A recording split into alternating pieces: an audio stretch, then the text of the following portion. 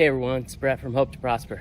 I'm here at Mount Wilson Trail, about to hike the trailhead, and then today we are going to bringing you guys along, and today we're going to speak about balance in retirement.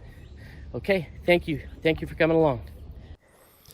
I'm only about 5 months into early retirement, and I've been thinking a lot about balance lately. I'm trying to figure out how to balance my retirement budget with all the adventures I want to go on. I'm trying to figure out how to balance my leisure time with all my responsibilities and getting things done. And I've just been trying to think about balancing my life in retirement versus, my past life in career and raising a family and all of that. And even though I have more time and more leeway in my decisions, it's kind of a lot like those career years where you have to make decisions and put some stakes in the ground to decide what you're going to do as far as balance. I was just watching a YouTube video from Zach over at On Cash Flow, and he was lamenting the fact that maybe he was too frugal early on.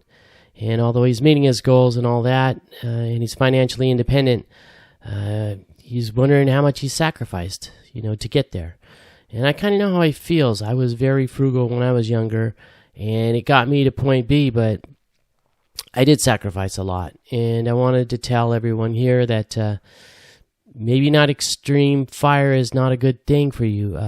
Maybe it is, maybe it isn't, but I think time is just as precious as money, if not more so.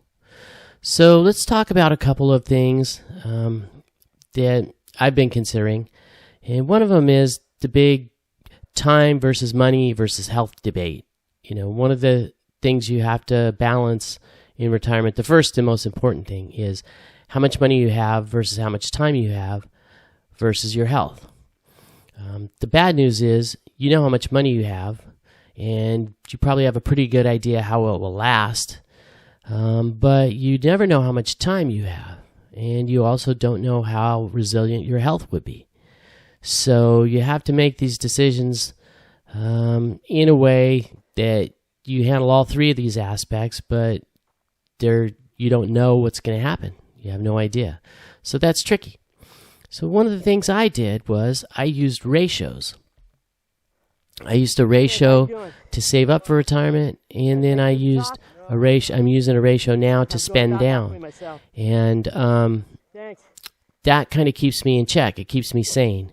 Keeps me from doing something extreme, which is what you totally want to avoid in retirement. So the first ratio I use is the savings ratio. And I used the 10% rule when I started out. I couldn't even get there. I started at 5% and I had to build up to 10. And then later I was able to bring it up to 20, 30, and then ultimately 50% of my net earnings I was able to save. And that was pretty impressive. But that didn't happen overnight. It took a long, long time. I didn't start out saving 70% like some of these guys with bigger incomes than I had. So savings ratio, my recommendation for anyone else is I would consider 10% a minimum, and I think 20% is definitely a more realistic savings rate if you want to really get somewhere. And so 20% savings rate isn't that difficult to do. Living on 80% of your net income isn't impossible. In fact, it's pretty reasonable with today's standards and all that, even with inflation. That's my recommendation, somewhere between 10 and 20%.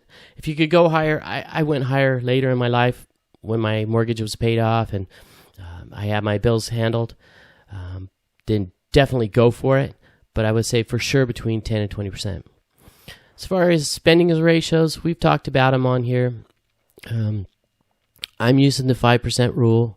The Guyton-Klinger rule, or also known as Guyton guardrails. I just think it's more realistic than the 4% rule from Bill Bennington. Even Bill Bennington was saying, if you had a more diversified portfolio, he was all the way up to 4.8%. So I'll round that to 5, and that's been working for me. Obviously, the market's up, so it's easy to be cocky right now. But 5% rule has worked great for me, and my investments are up, even though I'm spending some money. So I'm pretty happy about that. My portfolio is growing faster than my expenses right now, and that's my long-term plan. So some other issues to think about are travel and entertainment. I have a pretty extensive bucket list. I want to do all kinds of things. I want to globetrot around the world, but I also don't want to sell my beach house and live out of a suitcase. So I've chosen an expensive path, let's just say that. And so far, what I've done to balance that is I've decided I'm going to go on 3 or 4 major trips a year, and then I'm going to go on about 5 or 10 smaller trips, like long weekends. And by doing that, it won't break my retirement budget, but at the same time, I'll be chewing up that bucket list, and I'll be accomplishing those goals, and I'll be living life in the manner that I envisioned when I was going to retire, that I can still afford to do things, and I can do them with confidence, and as long as I don't get extreme and I keep them in balance, that I can see the world, and I can see a lot of other places in America and local, and have nice weekends. Like this weekend, I was up in Pasadena, joined a softball tournament with my wife, and I went on a hike to Mount Wilson. Those are the kind of things I want to do at least once a month. And so balance in my travel budget is going to keep me traveling and keep me going. And, also we talked about the time versus money versus health. I don't think I'm going to be hiking up towards Mount Wilson when I'm 10, 20 years older. I'm 59 and this kind of kicked my butt. Of course, it was 98 degrees, so it was pretty hot. But I don't just chug up the mountains like I used to when I was in my 30s and 40s. So now's the time where I'm putting these things first. I'm putting my more strenuous adventures first, let's just say that. And so that's a way that's going to help me balance time and health. So that's my thoughts on balance in retirement. I'm sure there's some things that I haven't covered that are important. Maybe I'll make another follow-up video later. But balancing your time, your health, and your money is very important.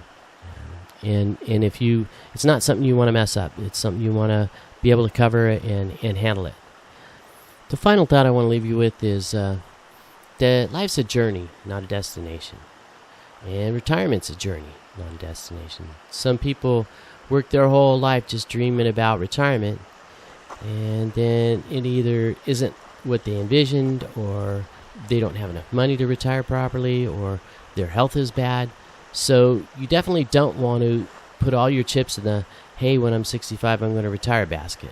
You definitely want to enjoy your life the whole way through and do a lot of fun things before you get to retirement age. Because as we talked about, the time, money, and health might not be there. So definitely live your life as if it's a journey, and I think you'll be a lot happier in the long term. I know I am. I'm glad I did all the things I did when I was younger, and even though I could probably have more money right now, I'm definitely much richer for all of the experiences. Okay, everyone.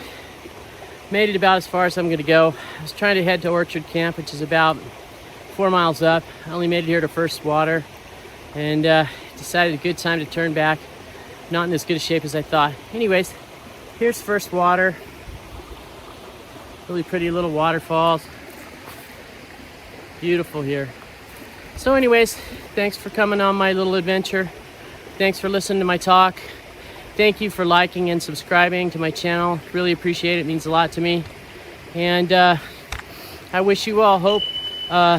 I wish you all health, happiness, and prosperity. See you guys next week on my next adventure.